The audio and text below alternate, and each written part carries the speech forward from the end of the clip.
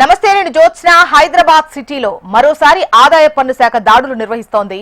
ప్రముఖ హోటల్స్, వ్యాపార యజమానుల ఇళ్లలో తనిఖీలు చేస్తున్నారు.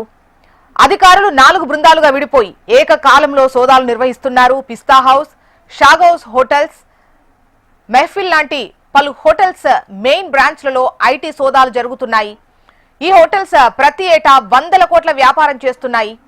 రాజేంద్ర నగర్లోని పిస్తా హౌస్ ఓనర్ మహమ్మద్ మజీద్, మహమ్మద్ ముస్తాన్ ఇండ్లలో సోదాలు జరుగుతున్నాయి.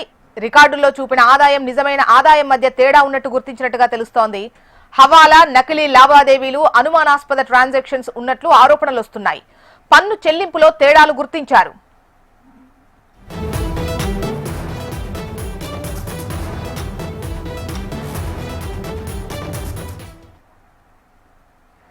హైదరాబాద్ సిటీలో మరోసారి ఐటీ రైడ్స్ జరుగుతున్నాయి. ప్రముఖ హోటల్స్, వ్యాపారుల ఇళ్లలో తనిఖీలు జరుగుతున్నాయి. అధికారులు 4 బృందాలుగా విడిపోయి ఈ తనిఖీలు చేస్తున్నట్టుగా తెలుస్తోంది. ఏకకాలంలో పిస్తా హౌస్, షాగోస్ హోటల్స్, మెహఫిల్ లాంటి పలు హోటల్స్ మెయిన్ బ్రాంచ్లలో ఐటీ సోదాలు జరుగుతున్నాయి. ఈ హోటల్స్ ప్రతి ఏటా 100 కోట్ల వ్యాపారం చేస్తున్నాయి. అయితే రాజేంద్ర నగర్ లోని పిస్తా హౌస్ ఓనర్ మహమ్మద్ మజీద్, మహమ్మద్ ముస్తాన్ ఇండ్లలో సోదాలు జరుగుతున్నాయి. రికార్డులో చూపించినటువంటి ఆదాయం, అదేవిధంగా నిజమైన ఆదాయం మధ్య తేడా ఉన్నట్టుగా తెలుస్తోంది. డీటెయిల్స్ మనకు హైదరాబాద్ బ్యూరో నుంచి రమణ అందిస్తారు. రమణ,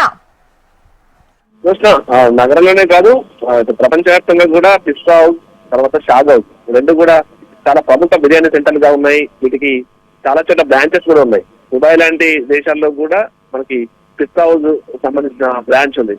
అలాంటి కొన్ని కోట్ల రూపాయల వ్యాపారం జరిగేటువంటి ఈ హోటళ్లకు సంబంధించి ఆదాయ వ్యయాలు కావచ్చు, మిగతా వివరాలకు సంబంధించి ఆదాయ చెల్లింపులకు సంబంధించి కూడా చాలా తేడా ఉన్నట్టుగా ఆరోపణల నేపథ్యంలోనే ఐటీ అధికారులు తెల్లవారుజాము నుంచి కూడా ఈ యజమానులకు సంబంధించి వారి డైరెక్టర్స్, ఆ తర్వాత ఆఫీసులో ఈ సోదాలు అయితే ప్రస్తుతం ఏకకాలంగా సాగుతున్నాయి. మొత్తం 15 చోట్ల ప్రస్తుతం ఆ సోదాలు అయితే కొనసాగుతున్నాయి. రాయనగర్ పిస్తా హౌస్ సంబంధించిన యజమానితో పాటు ఆయన సోదరుడు ముస్తాన్ నివాసంలో కూడా ప్రస్తుతం అయితే ఈ సోదాలు కొనసాగుతున్నాయి.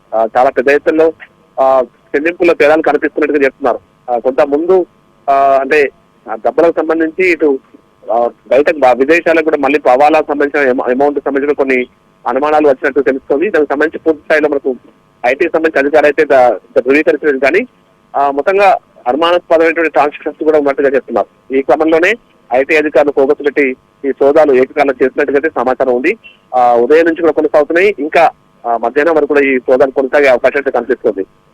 దీంతో అంటే ప్రస్తుతం సిటీలోనే చాలా ప్రముఖ ఈ బిర్యానీ సెంటర్స్ గా ఉన్నాయి కాబట్టి ఈ వ్యాపార సంబంధించినటువంటి యజమానుల నివాసంలో ఈ సోదాలు జరగడం ప్రస్తుతం చర్చనీయాంశంగా మారింది. Okay, right Ramana.